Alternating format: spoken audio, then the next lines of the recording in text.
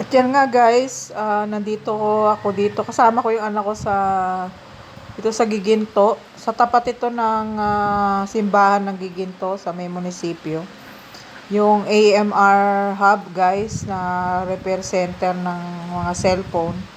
Kasi guys, magpapalit kami ng LCD ng cellphone. So, yun nga guys, ang mahal-mahal pala nito guys. So, kasi nasira yung cellphone guys na ipit. So, ayaw nang mag-function. So, yan guys, pinapaayos namin. At yun nga, dito to guys sa mayroong Giginto, din sa may tabi ng tulay ng Giginto. So, yun, napagawa nga namin guys kasi kaso nga guys, napakamahal ng presyo. Ganun kasi guys talaga eh. So, yan. For the hintay ako. For the hintay kami ng anak ko dyan. Habang ginagawa. So, mga siguro nasa kulang kalating oras ito guys sa aming pag-aantay. Ayan guys. So, nakatayo yung anak ko. Naiinip na. Ayan guys. Inaayos naman to sa harap namin. Ayan yung technician. Okay naman sila guys. Maayos naman silang kausap. So, kami nga lang yung nandiyan. So, after nito guys, nakuha na namin. Pero ibabalik pa kasi may gagawin pa. So, pababa na kami dyan ng anak ko. Dahil papasok na rin siya sa trabaho guys. Nagmamadali. Bali, sinamahan lang ako dito guys yung anak ko. At yun nga, paalis na kami. Pero guys, bago kami umuwi niyan, bago kami umalis ay dumaan muna kami dito sa ibaba ng building na merong inaya ako ng anak ko na meron daw siyang nakitang pasalubong. Bilihan ng mga pasalubong guys. Kaya yan, pumasok kami at tiningnan namin yung mga paninda nila. So, usual lang na mga pasalubong guys. Ayan. Check lang namin. Okay naman sila guys. So, yun. Yung binili namin ay 3 for 100.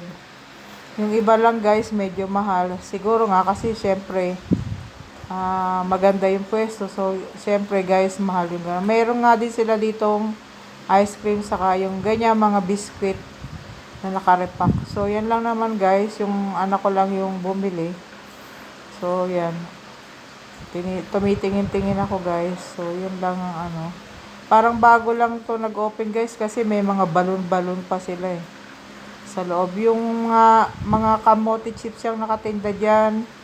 Singaling. Tapos, yun. Banana chip. Yan, may mango na dried mango. Yun lang naman yung mga usual na paninda nila guys. Yan, yung tinitingnan ko nga yung singaling. Yan lang naman yung binili namin. Trinay lang namin. So yan, may kamote chips guys.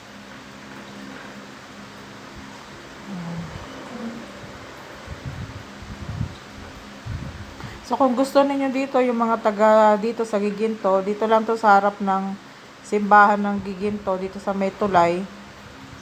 Yung dalawang palapag na building dyan. Dyan lang yun sa ibaba.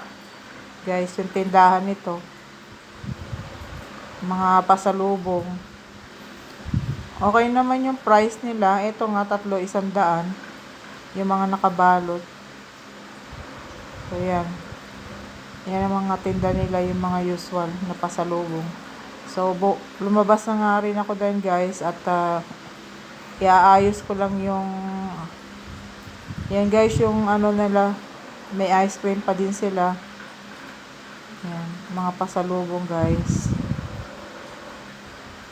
Yan, so dito lang yan sa baba guys. So yan, pupunta na ako sa aming service na tricycle. Iayos ko lang guys kasi napaka-traffic sa lugar na ito. Gawa ng nire-repair yung kalsada. So, ang hirap makadaan.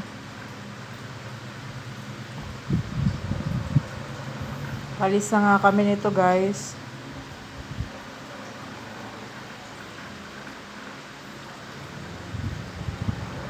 So, yan. Ayan, may katabi pa kaming e-bike at nililipad-lipad pa. So, sige guys, paki-like and share na lang yung aking Facebook page. God bless.